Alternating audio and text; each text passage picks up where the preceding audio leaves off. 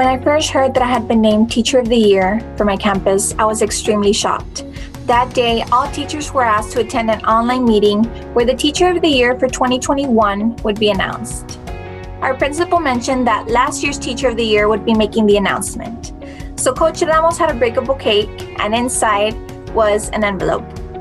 When she read my name out loud, I just couldn't believe it. But before I even had a chance to react, my principal told me to open the door because outside were several staff members, including yourself, waiting to congratulate me.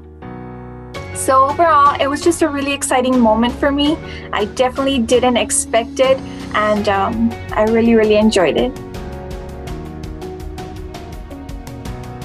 The biggest challenge that I had to overcome during the pandemic, believe it or not, it wasn't overcoming the use of technology. I've always enjoyed using technology in my classroom, so I was extremely excited about this. But the biggest challenge for me was deciding whether or not I would continue my career as a teacher or resign. For those of you who don't know, at the beginning of the school year, I went through something very difficult that affected my health. I ended up having facial paralysis on half of my face, and that was something that I hadn't gone through that before. It was about a month before I got better, but during that time, I secretly wondered if I should continue teaching or if I should just give up. I worried about the message that I would be giving my students and others. A friend once told me, "How do you expect to be called successful? How can you even call yourself victorious if you've never gone through anything difficult in your life?" And I thought about this for a long time. So during that month, I grew even closer to God. I noticed unexplainable strength coming to me every day, and I got better. I was able to overcome this big challenge with the help and support from my husband, my family, my in-laws, my principals, and my coworkers. I decided to continue because there was people out there that were counting on me. Today, I'm really glad that I did, because now I can truly call myself victorious. My biggest success during the pandemic was motivating my students.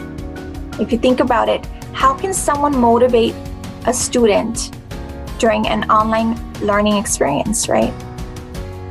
And so I would constantly encourage my students to participate, to continue working hard, and ultimately to reach new levels. So going into this experience, into this online journey, I was extremely excited.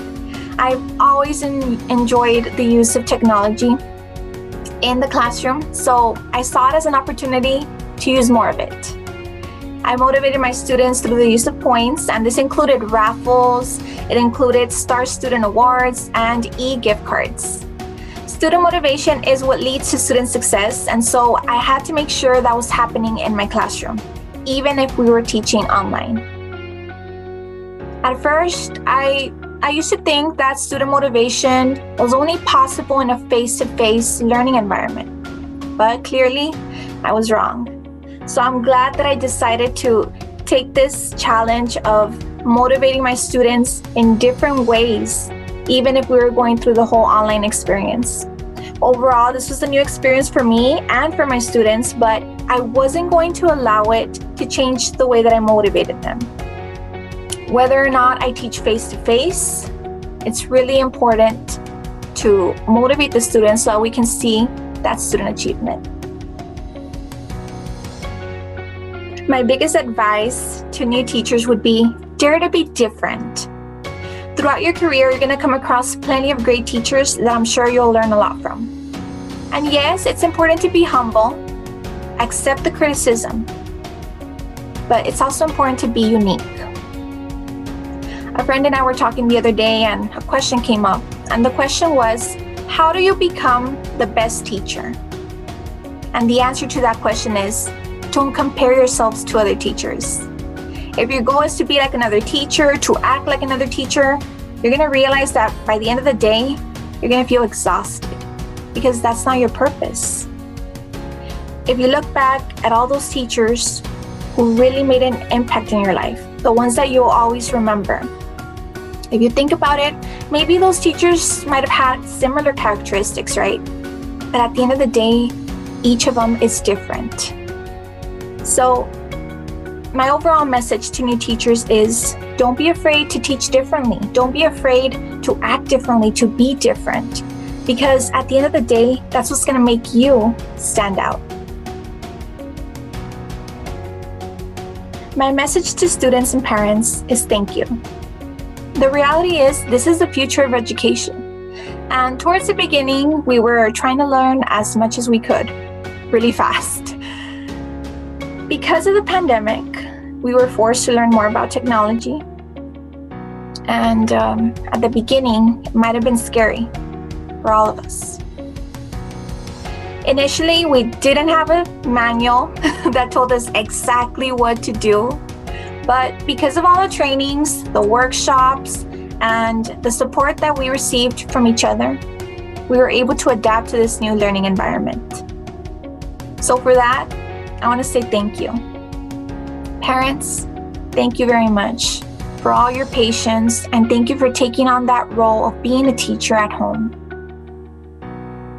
We can all agree that this experience was new to all of us, but together, we've gone this far. To my students, I want to thank you for your smiles, for your hard work, but most importantly, I want to thank you for all the good times that we've shared. Although I would have preferred to teach you face-to-face, I'm happy to say that I shared this wonderful experience with such an amazing group such as yourselves. I do have one request though, and that is to make it a point to visit me next year. Don't forget. Looking forward, this has been an opportunity to be thankful because this experience has allowed us to learn a lot more about technology and all the different things that we can do through the use of technology. At the end of the day, I think that we can all agree and say that technology has played a really important part in bringing the Gladiator Nation closer together. First and foremost, I do want to thank God for this opportunity and for all the experiences that I've gone through. He's allowed me to be able to sit here and, accept this incredible award. And those experiences are what are continually molding me into the person that He wants me to become. So I'm very thankful for that. I'm even thankful for the difficult experiences that I went through, like I mentioned. I also want to thank my husband, my family, my parents, my in-laws, my principals, and my coworkers for believing in me. Thank you so much. I like to think that it's important to be blessed with the small things in order to be blessed with the bigger things. And so, to all these people, I want to give you a big thanks. And I really appreciate all the support that I've gotten throughout this time. Thank you.